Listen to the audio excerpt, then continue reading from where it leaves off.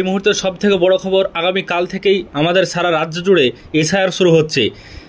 পশ্চিমবঙ্গ সহ 12টি রাজ্যে আগামী কাল থেকে মঙ্গলবার থেকে শুরু হয়ে যাবে এসআইআর প্রক্রিয়া, ভোটার ভেরিফিকেশন।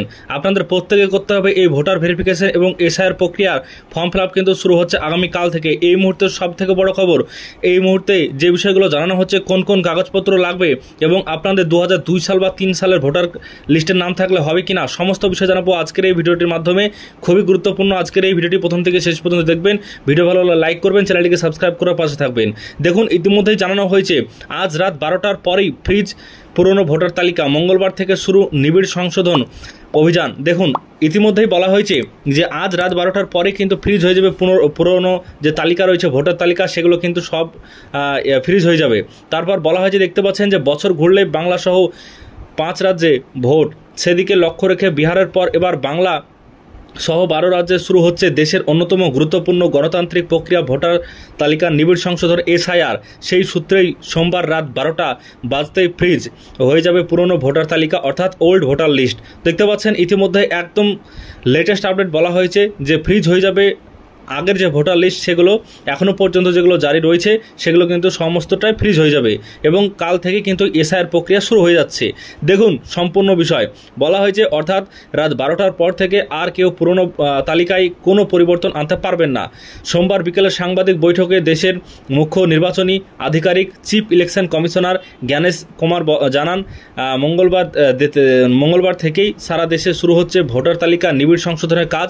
এই সময়ের মধ্যেই নতুন ভোটারদের নাম নথিভুক্ত করা, মৃত বা হস্তান্তরিত ভোটারদের নাম বাদ দেওয়া এবং নাম, ঠিকানা, বয়স, লিঙ্গ ইত্যাদি তথ্যের সংশোধন করা যাবে।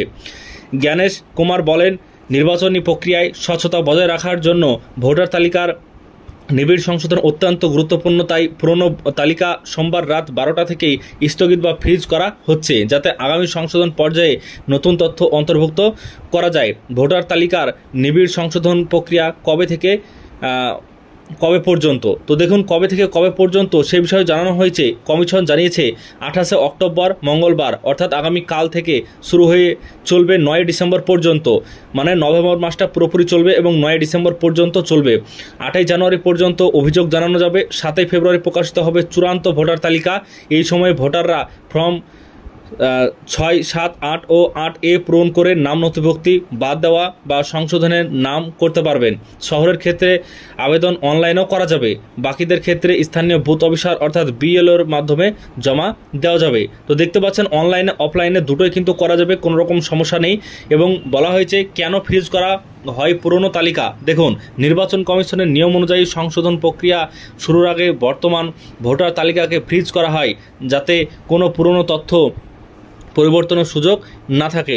এরপর যাচাই বাছাইয়ের পরই প্রকাশ করা হয় প্রাথমিক খসড়া ভোটার তালিকা। তো দেখতে পাচ্ছেন ইতিমধ্যেই জানানো হয়েছে খসড়া তালিকা কিন্তু এবার প্রকাশ করবেন।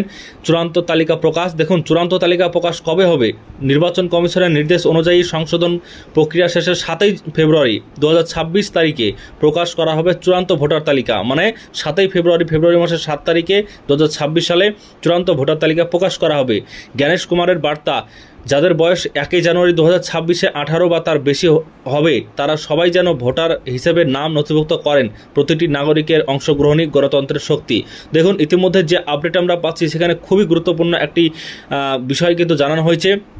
আগামীকাল থেকে অবশেষে এবার ভোটার ভেরিফিকেশন অর্থাৎ এসআইআর স্পেশাল ইন্টেনসিভ রিভিশন আগামীকাল থেকে কিন্তু শুরু হয়ে যাচ্ছে এবার পশ্চিমবঙ্গ সহ আরও 12টি রাজ্যে। তো ইতিমধ্যেই জানানো হয়েছে সেই বিষয়টি। আজকের এই ভিডিওর মাধ্যমে সমস্ত বিষয় জানালাম।